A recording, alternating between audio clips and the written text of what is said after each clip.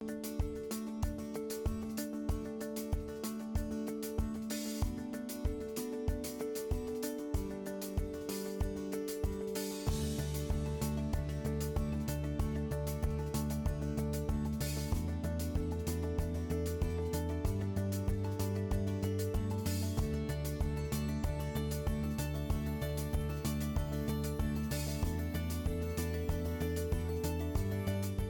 bumper sticker, I think I boiled it down to was to stay curious. I think that to me is a growth mindset, and it's about staying open and being interested in what's happening, being interested in your team, being interested in your company and what's coming down the pike and how you can align the best for it in the future. Because we can't predict the future, but we can get as ready as we can.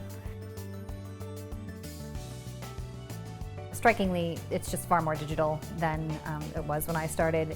We have a lot of non-co-located teams, a lot of disparate teams, virtual teams, and so that whole portion of the work and interaction is just very different. Technology is just moving so quickly, and the appearance of having to be available 24/7 and instantly reachable is really, I think, impacting the way in which we think of the workday and think of productivity as well.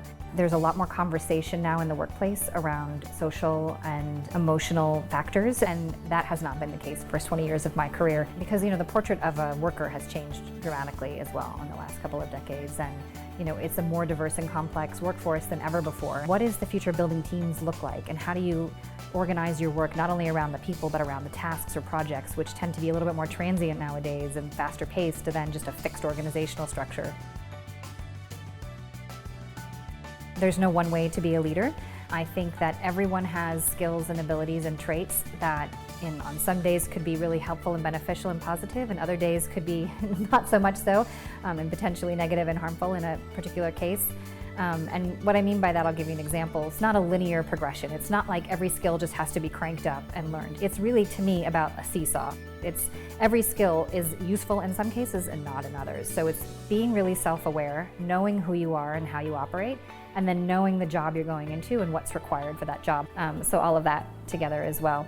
And I think really for leaders, it's just about really being inclusive leaders in the future. We're going to be dealing with very multi-generational teams, really diverse teams, multicultural teams, and being an inclusive leader is going to be critical. My experience, I have found that people really want to be seen, people want to be valued, and they want to know that what they are doing matters.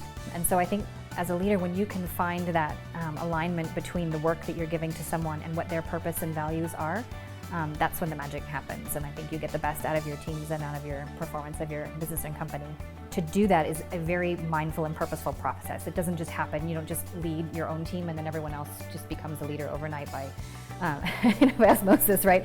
So you have to be mindful and work at it. I think you have to model the behavior that you want to see in your teams. I think you have to model transparency and authenticity as a leader specifically, good listening skills, good empathy. You have to mentor the next generation of folks. You have to be inspirational and want to help them thrive and succeed. Coaching is really important too, asking questions, having tough conversations with your folks and teaching them how to have tough conversations, because a lot of times there are so many things left unsaid in the workplace, and breaking through that barrier and fear about opening those up, I think really is helpful and non-limiting in that case. Giving your future leaders opportunities to lead teams and lead projects, and then if they fail, say, let's dive in and see what happened. Let's talk about it.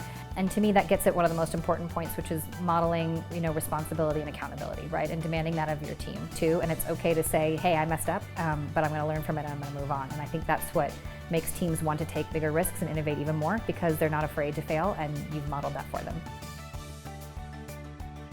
When we were building the first humanoid robots back 20 years ago at NASA, a lot of folks asked why we were building robots that look like people and why we were building AI systems.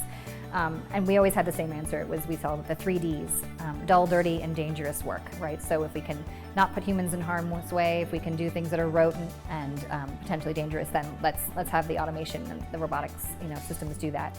There will also then open up a whole new world of work for humans in that space, right? So we necessarily years ago didn't imagine having an IT department, right? Because we didn't have that as a huge infrastructure. And once we get more and more automated systems and more automation and companies, then I think that's going to create more opportunities and jobs.